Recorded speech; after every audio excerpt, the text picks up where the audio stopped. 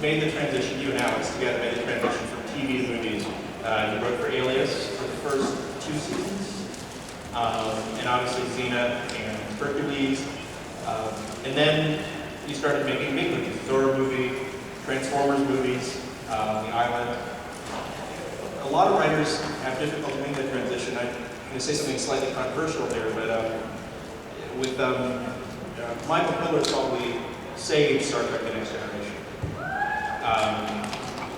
Give it up for Michael Piller.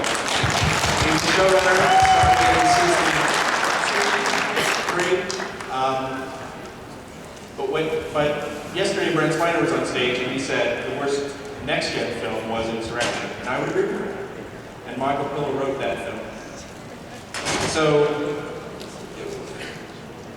getting back, how do you handle going from writing TV, which is a very small scale, to writing big budget, Hollywood scale films for you? What is the trick?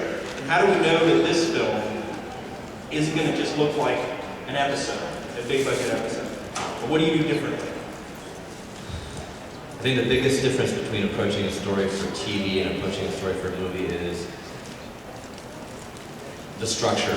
Literally the structure of the story and the shape of the building. You know, I've always heard screenwriting, my favorite metaphor for what it's like is it's kind of like architecture. You're kind of designing a building, and a lot of stories have a lot of similar, you know, for a building to stand up and be solid, it has to have a certain amount of walls, and it has to sustain the roof. So there's certain structural rules to telling a good story, but then there are those places where you can break the rules and play and decorate.